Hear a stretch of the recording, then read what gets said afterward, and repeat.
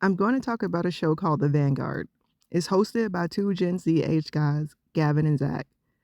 Oh man, does it feel good to be back in the Casa del Vanguard? Gavin and I.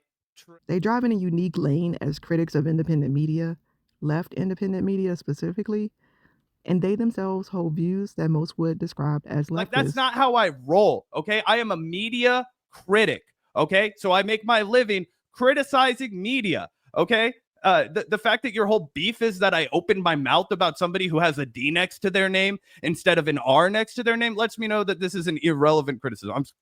I'm sorry, I'm interrupting too much, but this is also like, I think, he starts by saying I had respect for Anna Kasparian. I don't understand why they're making so many videos about her. Well, do you not watch the videos, bro? Like, because we talk about it constantly, why we make the videos and why it's relevant to talk about. We constantly address that. And part of the reason is because of Anna's ideological evolution. I also used to have respect for Anna. Of course you did too. Of course we all did. That's the point, bro. A few months ago, they invited Pastor Ben Dixon on their show, who was immediately followed by their next guest, Dusty Smith, an atheist with a robust disdain for religion. So you can appreciate the juxtaposition created by inviting these guests to the same show. Can we just say it again? Jesus is real. It's time for religious bullshit.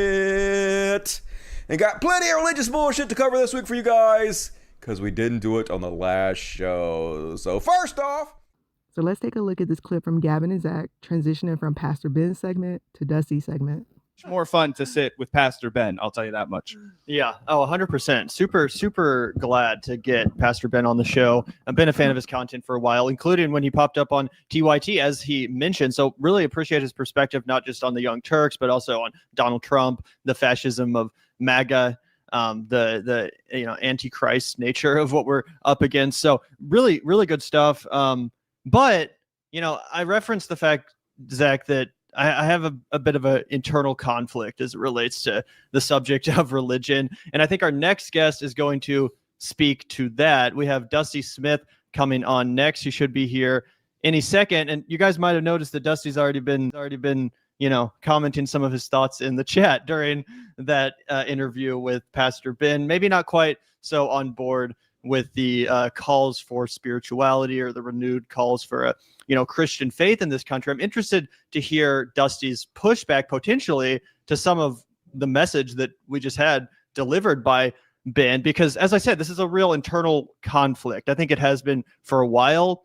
And I feel like, there's the Dusty and Ben kind of represent the two sides in my mind. Dusty's the devil on my shoulder. Ben is the angel. And I feel like in a sense, they're both right. But I'm interested to dig a little bit deeper. Yeah, absolutely. Super excited. With all that said, how you doing, man? hey, what's up, guys? Can you hear me? I sure can. Yeah, Zach will be right back. But how's it going, Dusty? It's going awesome. Thanks for inviting me. It's my day Hell off. yeah, I was dude. playing some video games, but I'm glad to join you guys, and I really appreciate you having me on. Yeah, of course, dude. So I saw you commenting along during our interview with Benjamin Dixon. Obviously, as I said, I'm still atheist. I'm agnostic, whatever you want to call it. But I also do have an appreciation for the message that Benjamin Dixon was delivering. And I think that as I get a little bit older, what I'm kind of maybe evolving into realizing is that whether or not I like it, whether or not you like it, religion is kind of here to stay. Back in 2012 or something, I remember it was really popular to point out that religion is on decline. Religion is on decline. Christianity is on decline. The newer generations are less and less religious than the last. And I thought, oh shit, this is only going to continue. This trend is only going to continue. We're going to finally move beyond these archaic, age-old beliefs and traditions, whatever, for the better, right?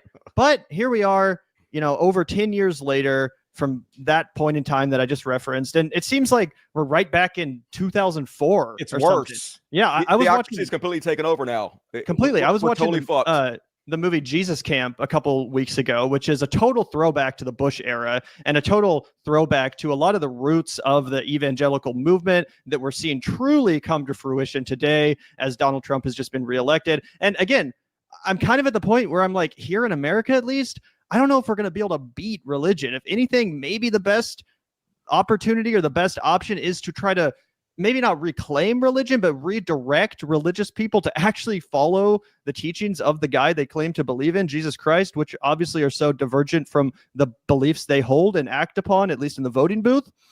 So what's your response to that, Dusty? Because obviously, you don't agree. No, I can't pretend to believe something I don't believe, and I can't pretend to respect people's beliefs that I don't respect. Like, first of all, like, that guy seemed like a nice guy. I'm not trying to be mean, but I don't trust a word any religious person or especially a preacher says. So many of them are con men. I just don't trust them. And when you say the word faith over and over again, faith is the belief without evidence, aka gullibility. Everybody who's ever been conned in the whole of human history was conned because they believed someone without having enough evidence to believe it. They had faith. Faith does not benefit you. Logic and reason benefits you. And I'm not on board with pretending like I care for it.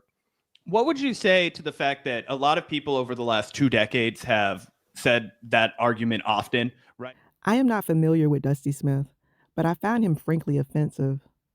As a guest to atheism and agnosticism, I've spent the last 5 years trying to understand that world and letting its members explain their beliefs or lack thereof to me.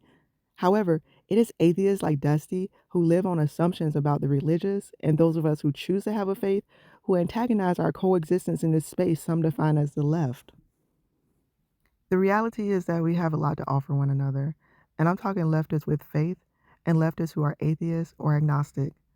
When the cruelty and hypocrisy of the church and the religious right became naked with its full migration and marriage into politics, it was those of the left tolerant enough to embrace me while I still carried the stench of a recent religious refugee who helped me evolve my ideas and heart until I reached a point of fully embracing leftist principles, even those that go against what I once believed as a traditional American Christian. Conversely, among the left, I found frequent internal conflict and curiosity about whether there is possibly more than we are able to perceive with our 5 senses. When one agnostic I know labeled what he felt I had that he did not, he simply used the word serenity. A serenity that I feel comes from knowing that at the end of it all, everything will be okay one way or another. That is how I would characterize my faith instead of how Dusty described it, as a belief without evidence. Dusty is just plain wrong. Faith requires evidence if it's going to last. 10 years ago, I believed everyone had to have the same evidence and the same faith. I now understand that faith is personal and individual, and so is the evidence.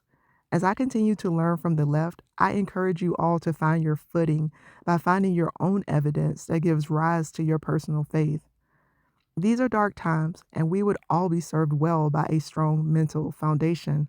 Christian nationalism is antithetical to Christ's teaching. Why? Because they use their power not to uplift, but to dominate and to control and to exert lordship over and dominion over people. When Christ clearly said it should not be so, the way that we in the kingdom of God should operate is that he who has the most power should serve the least.